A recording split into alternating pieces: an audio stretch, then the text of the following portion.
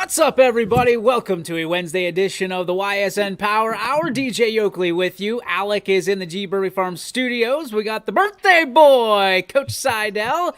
Ty Bartell joins us as well, and Max Solo, a.k.a. Mac Orton, down in the bottom right-hand corner.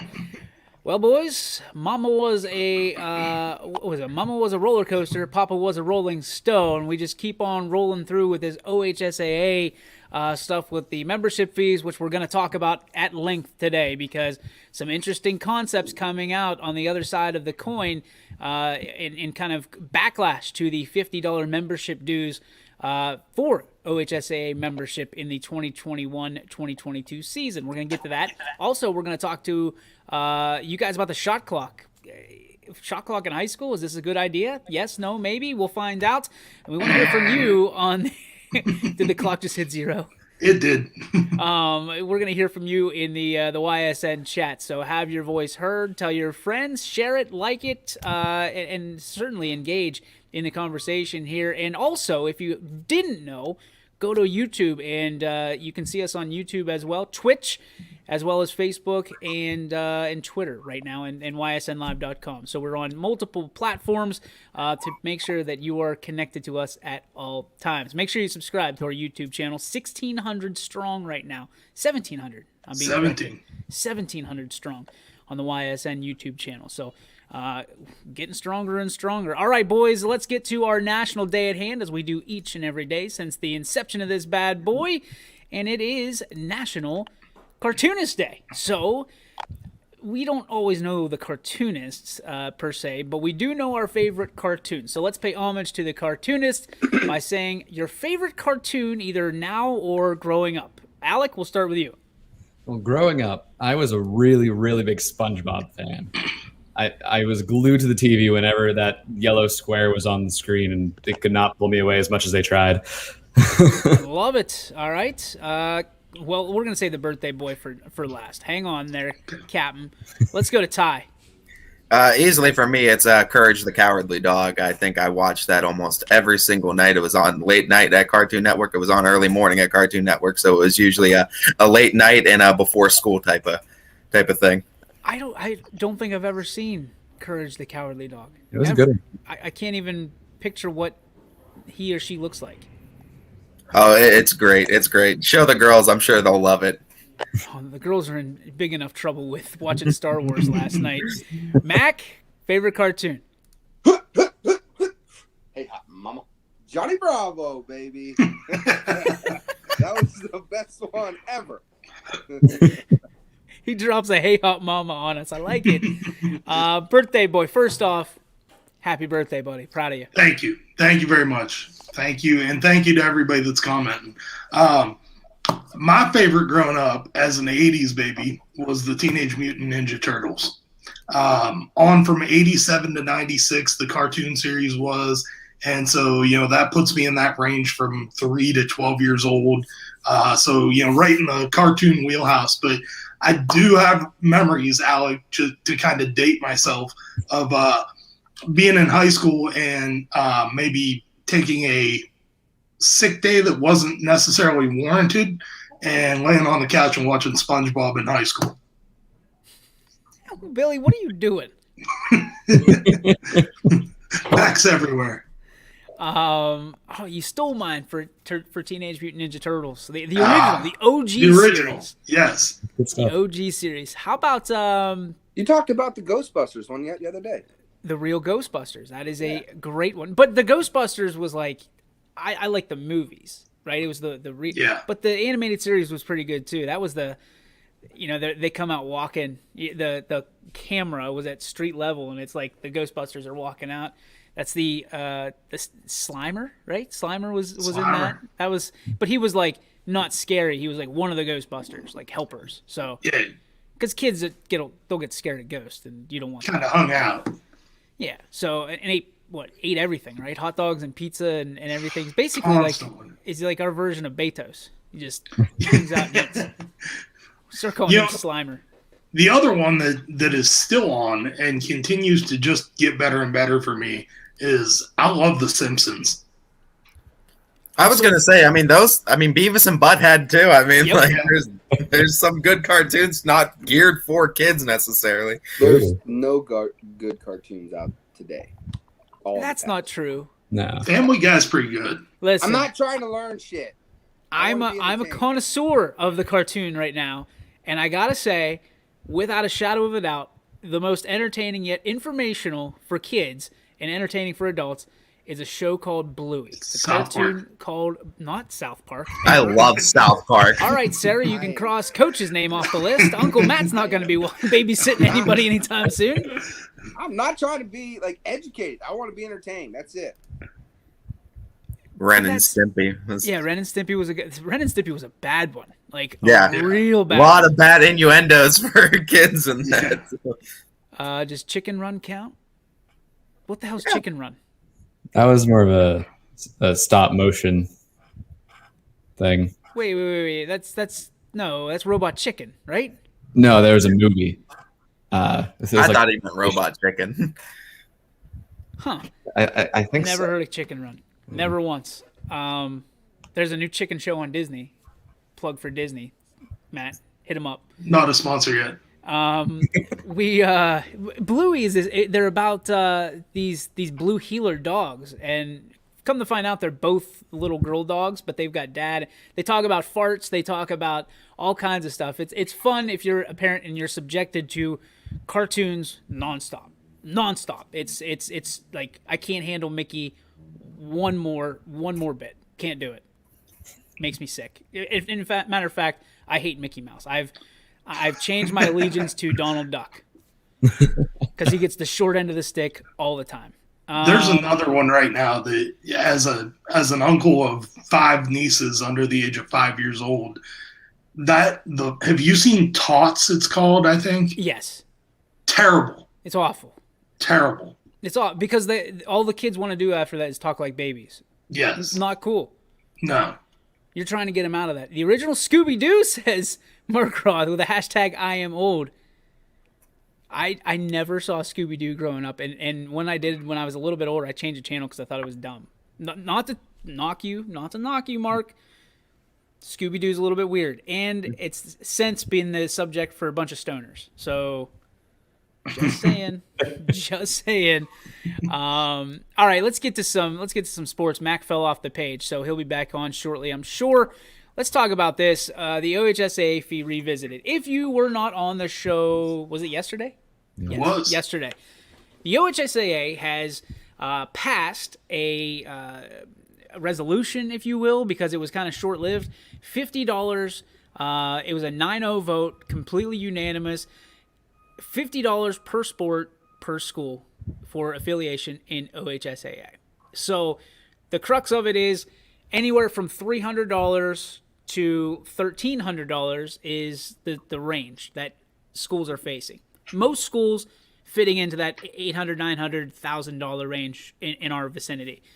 So you knew there was going to be hot takes on this when it came out. You knew that there was going to be people that were on the other side of the coin, and for good reason, right? Because the OHSAA is crying poor essentially, but schools are massively under budgeted right now. They are behind the 8 ball. You know, in talking to some athletic directors, they're $60,000, $70,000 behind. In what they brought in year prior because of no games for COVID or limited games or limited attendance. So, is it really the first question? We're going to start this off. Is it really just for the OHSAA to be crying poor to their schools and make them foot the bill for what the OHSAA is missing out on when the schools are in bad circumstances a lot of these times as well? We'll start with Alec. Yeah, no, it absolutely isn't fair for the OHSAA just to flip it on the schools, because if the OHSAA struggle, and the schools are too, like everything that they're losing money out on, so are the schools. So it's plus the OHSAA has too much money to begin with, I think. Ooh. But that's interesting. That's an interesting point. Matt, let's go down to you, and we'll get Ty on the comeback.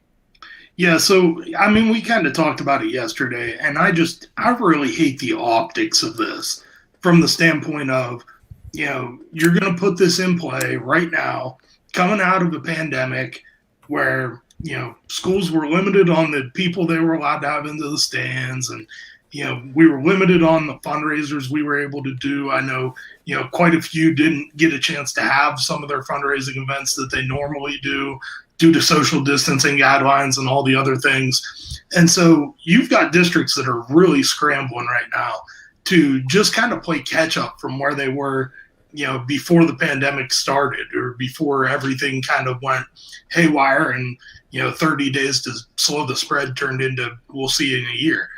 I think that, the OHSA is just looking to pad their pockets here, it seems like, and make sure that, their coffers are full when the school districts are the ones that are really taking the haircut. It's interesting. Another interesting point. Ty, what's your take on this? I mean, talk about another money grab for one of the biggest nonprofit organizations in the state. But you talk about what the OHSA is doing, and then you look back at the schools themselves when sports are going on and they're limited to 15% capacity for most times, and then OHSA tries to crank that up come playoff time. They crank up the prices come playoff time, and they get more money through playoffs for that. But now you want to charge schools per sport, when the schools are the ones that took a bigger hit, I would figure, each individually, and now you want to start taking more money out of their pocket. And this is the time where I would say you got to stress, as much as we say too, you got to shop small businesses because we got to get those guys back up on their feet. Same thing with like the schools, the boosters, anything when they come around and, the pepperoni rolls, the handles, pint cards or whatever, make sure you help these schools out and these teams because they need to get back up on their feet too. And if you have the ability to, we got to help each other out and get back on our feet. So, and if you as a fan out there watching don't think that this is going to affect you, think again, because I guarantee you the next thing we're going to see is the OHSA is going to raise ticket prices. Well, there's an interesting point to that, but I really think, Matt, that it's not in the OHSA's wheelhouse anymore. I think the ticket prices are going to be raised by the schools. Yep. To make up the loss that they're going to have on this, right? We talked about, organizations like Ysn and being able to basically pay for the seasons of these because for us it's okay. It's 47. Let's say it's 1,000. 47 schools times 1,000. $47,000. Okay, we know what we're up against. We can go get it, but there's in our contract there's some level of exclusivity or something of leverage for us. I think that's an easy opportunity for us. Some schools might not want that. Some schools might want to do something different, and that's fine. We can figure that out later. Just kicking around the ideas. Here's the question. From a business perspective, when you're going out of business, right, if you are going under, you start to liquidate. And looking at, and I could be completely off here, but looking at what the OHSA has done, if they're losing their ass in money, which I don't think they really are, they've got CARES Act money, at least multiple millions of dollars, we'll put it that way. And that is well documented. And in fact, the executive director, Mr. Ute, has said that even a couple $1 million they are not going to have to pay back. So, and that is good for them, right? Good for them, but that should not be an opportunity to allow schools to pay the other part of the deficit. It doesn't make sense. I have some questions. They have 2 buildings in Columbus, right? Yep. They've got 17 workers, 17 staff, 30,000 square feet of buildings. It's a big ass office. Yeah, that's you basically own a building. That's your office. And listen, we don't know what they do with it. I have no clue, but from a business standpoint, as a business person, if I was cutting costs, that's where I would start. I would start cutting costs and go, listen, do we really need 2 huge buildings, or can we liquidate both of them, sell both of them, and essentially rent somewhere? Downsize, right? That's what you do whenever you retire, right? Because you're on a fixed income, you know what you're going to have coming in. You sell your bigger house, so you can basically downsize and have some extra spending dollars, right? Here's Matt coming back in. The other thing I have of interest is it's been rumored that they've had a couple consultants come through the chamber there and give them some heads up. Now, first off, from what I just mentioned, I can give them some free consulting. To spend almost $1 million with 2 consultants is interesting to me because at the end of the day, what kind of consulting are you really doing? Yeah. And who's paying for that? Well, and not only that, but the other point that I kind of wanted to make was, I've had the unfortunate experience of working for a company that had to go through layoffs. And fortunately, the leadership at that company realized that times were rough. And rather than lay off more people than they had to, the ownership and the leadership of the company got together and said, you know what? We're going to freeze our wages until we come out of this. I had an owner once say, I'm not going to take a salary for 2 years while we try and recoup this so that we don't have to lay anybody off, so that we don't have to put any of this on our employees. Where's the OHSAA doing that? Where's the executive director or any one of those 17 employees saying, hey, you know what? I've done pretty well for myself. Let me take a year here so that we've got some money in the bank account. Where's the concession in all of this? I guess that's what I'm looking for. I'm looking for okay, yeah, you're going to get this. Yeah, you're going to get this. But we're going to get all the profit on ticket sales. Or we're going to be able to set our prices or set the amount of people. Or something, anything. There's no concession other than greens fees. And I get it, okay? So you save $300. Is that really worth all of this? Is it really worth it? Because, correct me if I'm wrong, it was $25 to go to a swim meet this year. That's ludicrous. $25 a ticket to go to a swim meet, which a lot of times is tough to have. These swimmers and divers have to go up at 4:30 to get pool time. Yeah, you're asking parents to bend over backwards and then do a flip. It's just not practical. What the OHSAA is not even asking. We're telling you this is going to happen. So here's my question, the follow-up question. We are in a situation at YSN where if every school tells us to pound salt, we go out of business. What happens when these schools start standing up and saying, wait. Without us, you don't have shit. When does that happen? They just go, all right, kick rocks. We talked about it yesterday. How many schools are literally in, if you really do brass tacks, are you really in it for a state championship? Are you really in the running for it? Or is it the same teams winning over and over, multiple times? We see it every year. I get it. You have the one-offs, the perennials that get to the districts, the regionals. But listen, is it worth the headache? Can't somebody else step up to the plate and just be like, listen, we're just going to run a tournament. And if you want to come in, it's the cost plus a little bit extra. This is ridiculous. This is absolutely nuts because it's the tail wagging the dog right now. And it's completely obvious to everybody but the schools. Well, and it's a case of it almost feels like the schools don't understand the power that they have, because without the schools, the OHSAA does not exist. And yet the schools bow down constantly to the OHSAA and just take it on the chin every single time that they come back and do something that the schools don't agree with. I think I'm going to say something here that's not popular. Go figure on this one. But we're going to talk about the schools doing stuff. I mean, Christ, we can't even get football coaches can't even get stuff from their own schools. And you're talking about wanting schools to ban against each other or to ban against OSHA or to tell OSHA no. A lot of these people that are in position of power enjoy their position of power. They don't want to ruffle feathers. They don't want to get caught up. They just status quo. They just stand in line and go with the crowd. It's going to take a bunch of schools to do that, and I don't ever see that happening. That's why the Ohio Athletic Association can walk all over these schools, because who's going to stand up to that? Nobody. They can't even get their own ducks in a row at home, and you want them to kind of get together and do X, Y, and Z. They can't even pay for baseball programs.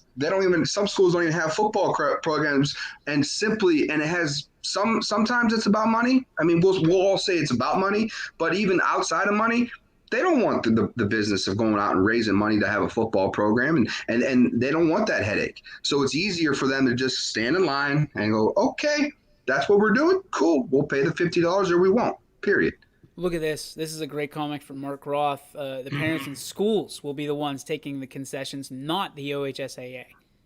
True? He's right. He's right. What about it is he right about, Coach? You're closest to the boat here.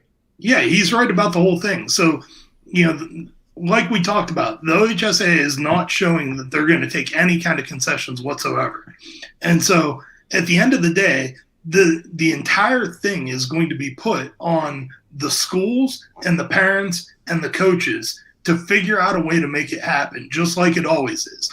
And, at the end of the day, what you're going to end up seeing at a lot of places, especially some of the small schools where, they go, hey, our budget's really tight, is athletic directors are going to say to the coaches, and we talked about this yesterday, they're going to say, hey, it's on you to figure out a way to come up with the $50 for your sport to be a part of the OHSAA. Otherwise, we're going to turn you into a club organization. And when that happens, then the coaches are going to say to the players, hey, we need to have a parents meeting because I need to talk to your parents about the fact that we're going to have to add a fundraiser or we're going to have to do an extra event to come up with this $50.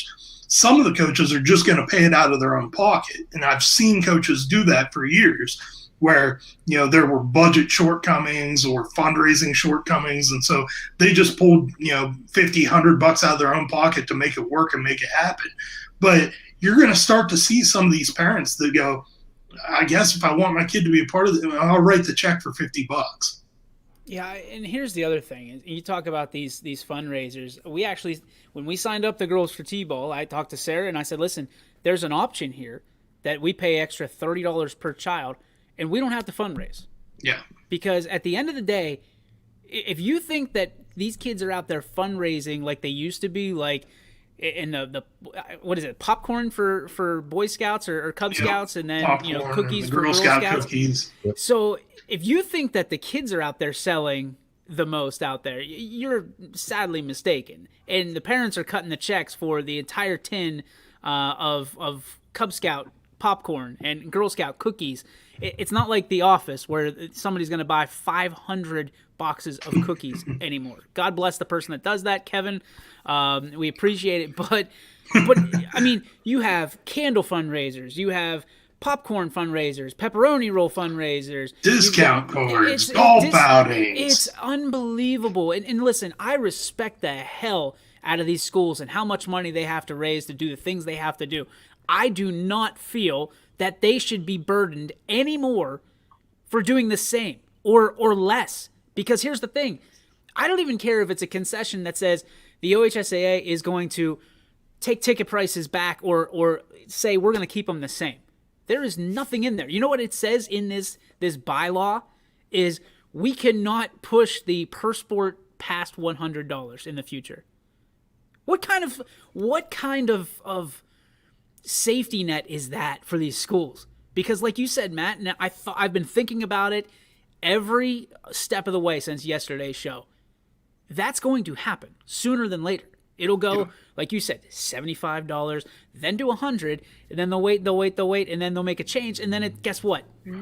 We don't play by the rules here. See you later. It's $150 per sport.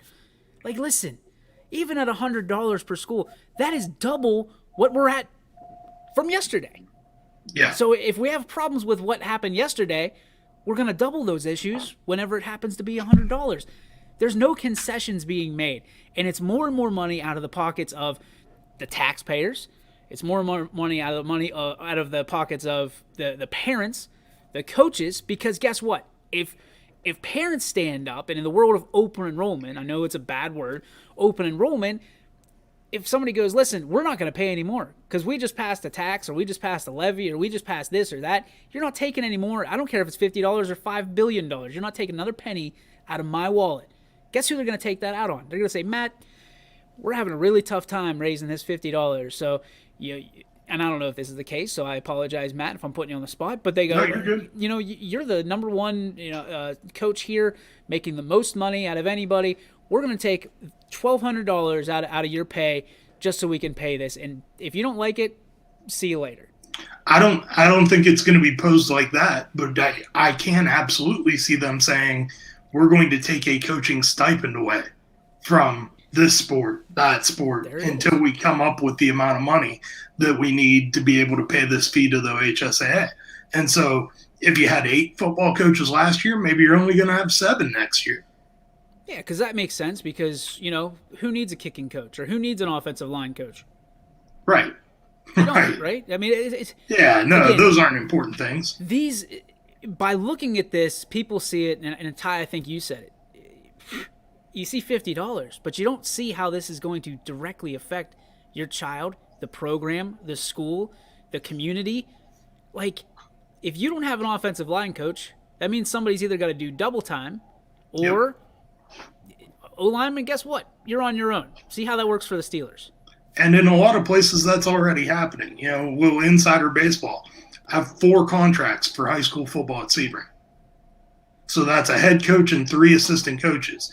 Everybody else that I get is either a volunteer assistant or we're fundraising to pay them something for their time. They're working for pizza is what they're doing. Yeah, basically. So last takes on this before we go to a break. Your final gut feel on the OHSA. Do you think that the schools are going to rise up in some capacity, in some form, and say, no, we're passing on this? Alec, we'll start with you. I think they should. I don't think they will. I don't think that there's enough of a driving force right now to rise up and change. As Mac was saying, status quo and all that. He's hired. Pages Trojan. Mac, what do you think? No, I mean, I just don't think most of the schools have, I don't know if you call it courage or whatnot. I just don't think that this is the one fight that they want to have. I think they have bigger issues to deal with, and this is not on their radar. It's just not. Ty. The movie The Bug's Life where there's the ants and then there's the big cockroaches, but the ants can take down the cockroaches if they all banded together. But the cockroaches were really good at or maybe it was grasshoppers, but the grasshoppers. Grasshoppers, but no, it was the grasshoppers. Figure it out, Ty. It's a damn bug. No, I mean it was a fear tactic, and they don't know, and I mean the OHSA has been really good at making sure that the schools don't know that and they don't band together, and they implement these rules to where it kind of prevents the schools to do it, and at the same time the schools are just like Max said, I don't know if it's like a courage thing or what it is, but they won't band together because they have their own issues going on. All right, you guys are right. And the real fear, I mean, at the end of the day, what it comes down to is the big fear for all these districts and for all these athletic directors and for all these superintendents is you don't want to be the guy that goes out on the limb and gets stuck out there by yourself. That is a great point. You don't want to stand there and act ballsy and, all right, everybody, who's with me? And you turn around and nobody's there. Yeah. I quit. Who's coming with me?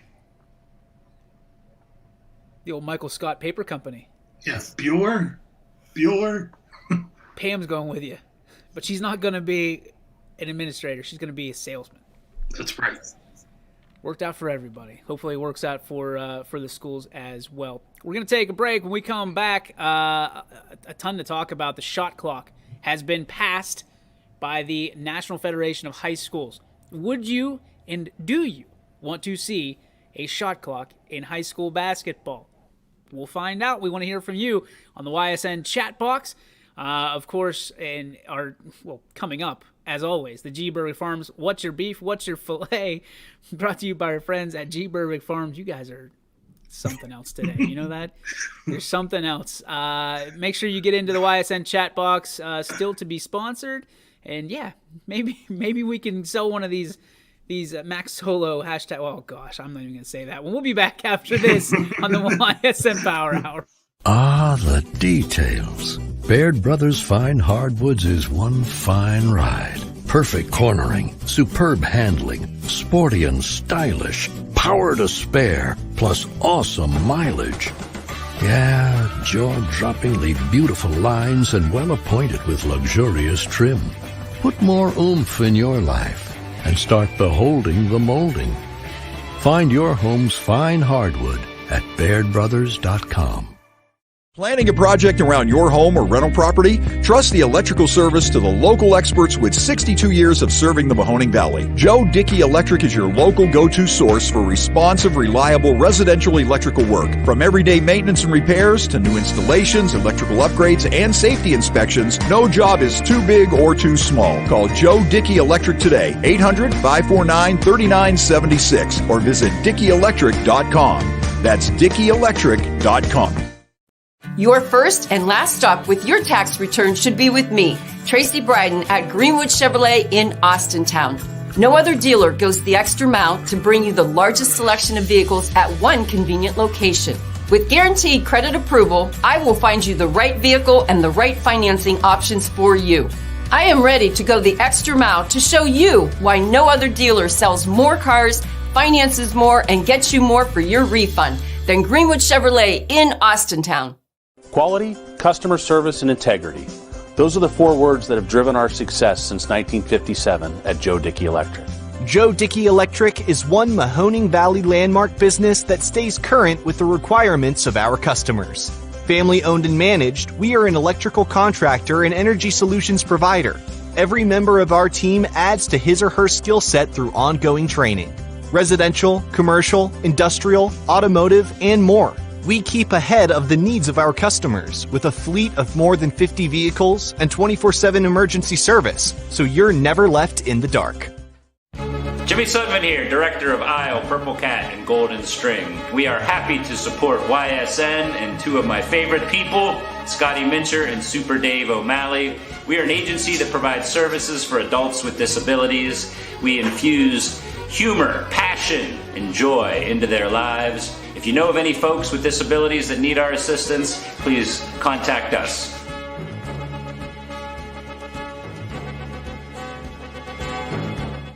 Your teams work hard and give it all they've got. Well, so does ours, because 21 Sports and YSN give you extra effort when covering local sports. 21 Sports and YSN, winning coverage of our Valley's teams.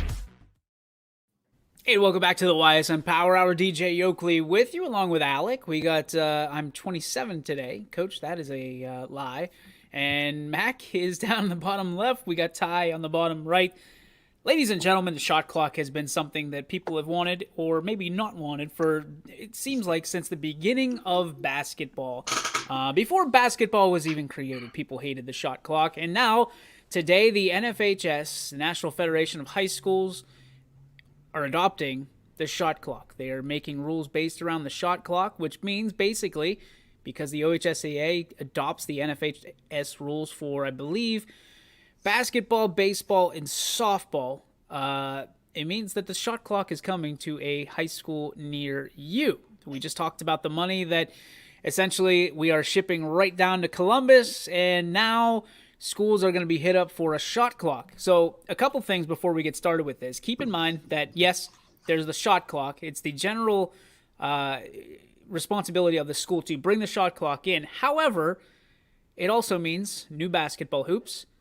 It also means, in most cases, I should say, it also means you either have to upgrade the pay of a scorekeeper or someone at the scorer's table to keep the shot clock, which means more money out of the school. And those shot clocks aren't exactly cheap, and to keep them running is also something, the maintenance on them can be a variable as well. So with all does that, it have to be new hoops? Why does it have to be new basketball hoops? So for the lights that go around it that are connected to. They're making to put the shot clock on top of the basketball hoop, or is that an assumption? That they should go on top of the basketball hoop, but they also have the lights. So when the clock hits 0, the basketball, the backboard lights up. So that's something that's in there. So all that being said, is shot clock a good idea?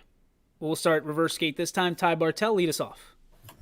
I've liked the idea of implementing one in a high school, but I didn't think now is the right time to do so because of the cost it takes to, like you said, pointed out, to actually implement a shot clock. I think a shot clock helps athletes because I think it helps them. at a younger age too, at the high school, aspiring to be in college, to kind of implement it. It helps the flow of the game. I do believe that, because there is instances of games where people can just hold the ball and you'll see a score of 15-12. And I mean, yeah, I guess it gives those schools that are underdogs a better chance. But I mean, is that really what we want to see out of a offense? I like the idea of having a shot clock in high school. I don't like that it's being implemented right now due to the circumstances of surrounding what's needed to actually implement the shot clock. So let me ask you this question. With that being said, if you like the idea of the shot clock, the argument for the other side is, okay, you got a team that's just going to hold on to the ball because they're going to milk the clock so they don't beat them by 100. Now you're going to get a team that beats you by 100. Like straight up, and you're going to see more of those blowouts because they got to shoot the ball. And I mean that is. I mean sometimes that just is what it is. I mean, you gotta just get up to beat those big teams. Then, man. I mean, there's going to be powerhouses. There's powerhouses in every sport, and I mean it is what it is. But I feel like for the athletes in general, it's going to help the athletes in high school at least get used to the shot clock being implemented in high school and be used to it by the time if they're going to advance their careers into college. And I think it does truly help the flow of the game. You'll see more blowouts. I mean, sure, but I think I think it helps improve the flow of the game and it keeps the game running smooth, because it also, to combat that with the shot clock not implemented, we always see too that those end of the quarters guy with a minute and a half left dribbling at the either at the top of the key or at top corner, waiting until defender comes up on him, and then it's just a pass around until they take the last shot. So I mean, you're burning a minute and a half. You look at that's 6 minutes of the game that's being used for 4 shots. I just did a quick Google search on shot clocks, and it came down from Cleveland.com. Now, granted, this is. Well, it's only from 2019, so never mind. I was going to say it was from 2014. So here's what you're looking at. Naturally, you're looking at what kind of shot clock is purchased, the kind of scoreboard that's already installed. Is it compatible with the shot clock? In many cases around our area, the answer is no. I think the only one I know of that might be able to get away is Beaver Local. But I could be wrong on that. Mooney has one that's right as well. Yeah. Whether the scoreboard is too old to be compatible with the shot clock, the venue, the layout, installation, the wiring, and the person to run the shot clock. So let's listen to these numbers, okay? Keep in mind what we just talked about in the first segment. $600 is the average amount to be paid by a person who will run the shot clock in a single season if a team has 10 games. Then you have the cost of the shot clock itself. Anywhere from $5,000, which is the lowest amount for a shot clock, and that's the equipment only, to $7,000. That's the highest amount for a shot clock, equipment only. $10,000. And that's for one. That's not for two. That's for one. Lowest amount for a scoreboard is $10,000. The average amount is $25,000 with a shot clock installed by Daktronics. I mean, think about that. That alone is $50,000 plus $14,000. You know, now you're up into $64,000. You're talking probably very and close. We haven't talked about hiring an electrician to come in and wire it. We haven't talked about. You're talking a lot of money. That's what I'm saying, though. And being on the side of the coin that I like the idea, this is kind of, it ties back into what I feel about the schools banding together against the OHSAA. I like the idea of it. I don't think it is capable of happening efficiently. I know it's going to happen now. I know we have it in place for the shot clock to happen. They're going to have their trouble getting their ducks in a row and ducks in the pond and get that ready. That's why I said I don't think it's a good time to have the shot clock implemented, because I don't think a number of these schools are ready to take on having the shot clock implemented and having people know how to run that and everything. So I like the idea of it. I definitely don't like the timing of it, and I don't think that schools are ready to take on a shot clock. Mac, what's your take? Yeah, I like it. I like it for a lot of competitive reasons. I mean, take the money aside from it. I think it makes the game what it is and what we see on TV. I mean, we talked about all different topics of how can we get everybody's game to be similar to a pro game or a college game for every sport, and this is a step in the right direction to do that. Again, cost, we get it. We get what the cost is. Anytime you're dealing with technology, you're going to pay for it, and I think this has been a long time doing. I mean, I'm for one am tired of seeing some of these teams beat good teams just from holding on to the ball and sitting in a zone. So I like this idea. I think you're gonna get some of the better teams kind of take advantage of this. Okay, I mean, are we going to see a 100-point win? Maybe not. We also don't. Do we know what the score, what the limit is, what the number is for the how many seconds it is for the shot clock? Well, in college, it's 35 for men's basketball. Right. So I'm assuming it would have to be at least 35, if not more, for high school. And so in an 8-minute quarter, you're talking about under 14 possessions a quarter. Well, we'll just make it an 8-minute shot clock and it solves everything. Yeah, it might be actually 35 because I thought the men's basketball just went to 30 seconds. I thought in 2019. It may have just changed. Women's was 30. Yeah, I thought men's went down. It's how many is that really going to make it? I mean, that's the one thing I would think right now. If it's like 40 or above, then what are we really doing? We're putting a shot clock in. I mean, probably most possessions are somewhere near 40. Can't be longer than 50 seconds of possession, right? You would think, for the most part. So it may not even be needed at the high school level if it's like that. Our AAU consultants are not with us today, so we don't have a take on the AA. Quinn's probably somewhere around here. I would venture a guess, but I don't know where AAU. I'll be honest, especially in the last year because of COVID, I haven't been able to go to any AAU events. So the last time I saw an AAU, some don't. The last time I saw one, there was no shot clock, and they played 2 halves like college. Yeah, it depends on where you go and what tournament you're in and whatnot. So, who's on the phone? Someone from Eden, Ohio. Let's take the call. No refunds. Can I talk to Poe? Oh, this isn't his time? Well, he told me to call right here. They probably want to check my warranty on my car. Also asking officials to who some are not that experienced to worry if a person is running the shot clock reset when they should. Games would be constantly. There's a great point there. I mean, you see it in football all the time. Yeah, you really do. Hey, reset the clock. Reset the game clock to 3 minutes ago. I mean, it's trial and error. There's gonna be issues like that, like with any new rules that ever get in place with any sport. So yeah, I mean, go back and get some training, and then you're gonna have to help your volunteers out. The school is. I just still see it as a financial problem for schools to be able to run this efficiently, though. That's why, it works in colleges because we already know the type of money colleges bring in already, and it's much easier to run and have staffing trained for it to make sure that kind of goes off without a hitch. And of course, also had schools who've never put a dollar into some of these gyms and have never tried to upgrade their stuff for years. So why do you think that is? It could be a bunch of different directions. It could be anything.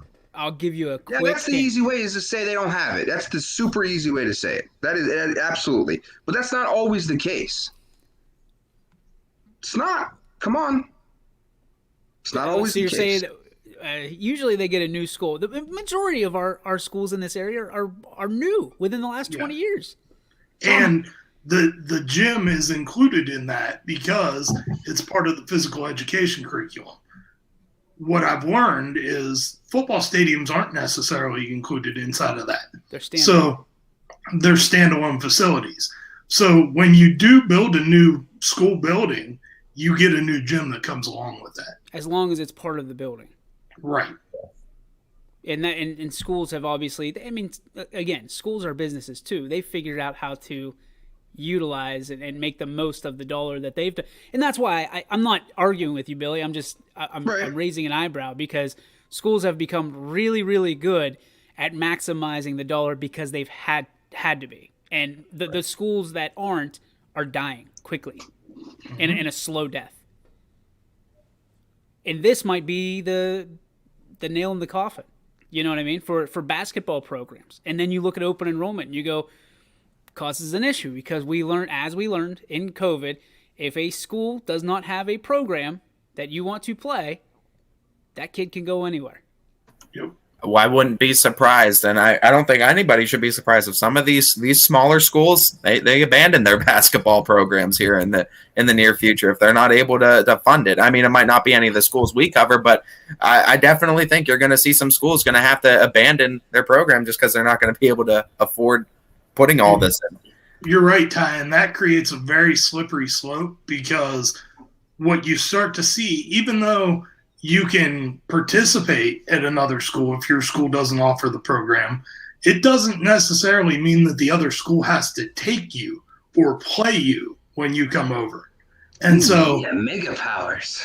At that point, they start to talk about, well, maybe we'll just open and roll over to there since they've got the program my kid wants. And so now you've got declining enrollment at one district, and eventually you lose all your programs entirely. How about BMAC here? BMAC here saying the states that have a shot clock in high school: New York, Massachusetts, Rhode Island, Washington, California, Maryland, North and South Dakota. Shot clock is 30 or 35 seconds depending on the state. Who the hell wants to watch basketball in North and South Dakota? It's indoor. What I'm saying is, how good can it be?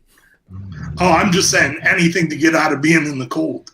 But then you have to go out in the cold to get into a place that's supposed to be warm. I can't imagine that North and South Dakota basketball, and we may never get there at YSN, but I can't imagine it's anything compared to what we cover now. I just can't imagine.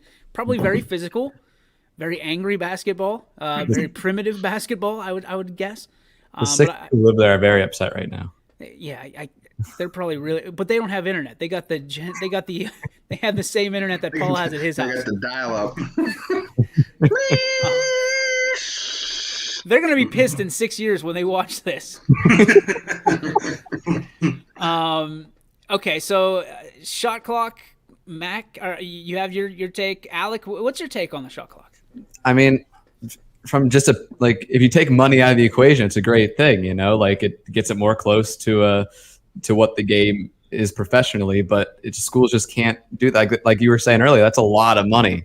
That's a lot of money for schools just to put into something that a lot of people, especially around here, can't afford. So it's rough. I mean, so let me ask this question. You got $100,000 laying around as a superintendent. You just find a money in the bank briefcase laying around. Right. Do you sit there and you go, whoa, this is what we've been waiting for. We're installing the shot clock. Yeah. Or do you pay a teacher's salary? Or do you, like that? That's what the schools are up against. Probably gives themselves a raise. I don't think so. I don't think that's the way it works. But you know what I mean? Like if they find an extra $100,000 in a surplus somewhere, or if it's donated, I don't think the first spot they're going to do is go to a shot clock. Absolutely. But it will raise a ton of, I don't want to say opportunities, but it's going to raise a ton of inequality, because if you go to one gym and it has a shot clock because the next gym doesn't, it becomes a huge home floor advantage. It'll become a thing where the OHSAA will mandate it. If one school's going to have it, everybody will have to have it. Well, here's the thing. Where they're getting all this money. They can install it. Well, but they won't ever do that. They pass the buck on. And this is where basketball is different than football, because like in football, there are play clocks at some facilities. A lot of facilities don't have play clocks. It's being kept by the officials on the field, but it's nice for the players to be able to see the play clock if you've got it, in the back of the end zone there. So that's where it'll be different than that, because it's a distinct competitive advantage for one to have it and one not to have it. And so they'll mandate it across the board. Speaking of what Chris Ziegler was saying, I was just curious if the OHSAA is going to pay the officials a little bit more money, since they're going to have to keep up with the shot clock now. You're going to have to get officials trained to watch the shot clock as well. They don't pay officials. The school pays officials. Oh, do they? The OHSAA. Oh, so I didn't even know that. That's crazy. So they just throw the patch on the shirt, and they're just like, Yes! I am the king of knowing things over tie. he gets one over me. Let's go. All right, guys, have a great show. I'm out. Oh my gosh. Well, that's gonna put a bow on this one. I mean, like, you have to end on that, right? That's what you have to end on. Yeah. Let's get to our G. Berwick Farms. What's your beef? What's your filet? Brought to you by our friends over at G. Berwick Farms. You can visit them on the web at gberwickfarms.com or head on over to New Buffalo Road in Columbiana. Stop on down on the farm and pick up some beef from G. Berwick Farms, our good friend, the first ever sponsor of your sports network, and proud at that. Oh, there we go. Right off the jump, Angel Hernandez from Michael Page. If you don't subscribe or follow Michael Page on his Facebook page, no pun intended, you need to, because it's just a hate mail bag of Angel Hernandez right now, and it's... You almost got muted, Paige. I know you hate him, but come on. Like, at this point, you know how bad he is. Like, is it even a topic anymore? It's just like, hey, guess what? Sky's blue, grass is green. Angel Hernandez sucks. Let's go to leagues dictate the fees for the coaches. I didn't know that one. For the officials. Yeah, I didn't know that one. Yeah. Let's start with Ty. Ty, what's your beef? Oh, I mean, not really a beef, more of a filet. Yeah, Angel Hernandez, what might have been bad last night, but we got the win, and that's 2 in a row. And I don't think I've seen anything from Hartwig about the Kansas City Royals on Facebook lately. So just curious about that, Anthony. Where's all the posts been? 2 games in a row. You know what that is? That's a winning streak. That's a winning streak. You guys starting to sound like Pirate fans. That's a dangerous and slippery slope, my friends. Let's go to the birthday boy, Mr. 27. Yeah. So on my 27th birthday today, I'd like to have a filet, and that's to the literally hundreds of you who've reached out and wished me a happy birthday today. It means a lot to me. Nice to hear from everybody, and it's been a really good day so far. And we hope it continues all the way through midnight, buddy. Happy birthday. We love you. We're proud of you, and we are so happy that you're on our team. Alec, much appreciated. Giddy up. My filet for the day is that this morning, I got my second dose of the vaccine. And so far, my arm is not hurting nearly as bad as it did last time. And I'm experiencing no side effects, knock on wood, as of now. So that is a great thing for me. All right. That's good enough to be a filet. Max Solo. Pew, pew, pew. I'm gonna go down a slippery slope here. Oh boy. Uh-oh. I got a beef with with Newton Falls, and my beef with them is, you know, every time you turn around, you're looking in the news, and it's such a small community. It's always negative press. Our partners at 21 are right now doing a thing where you got congresswomen calling congressmen, the cops on each other, trying to get each other arrested. It's a hot mess over there. You guys are all acting like children. I'm so glad to not be there anymore and involved in a lot of those stuffs, and figure it out. Stop acting like teenagers and just figure it out. There's 2,200 people in the whole entire town. Like, figure it out. I learned something today. Newton Falls has its own Congress.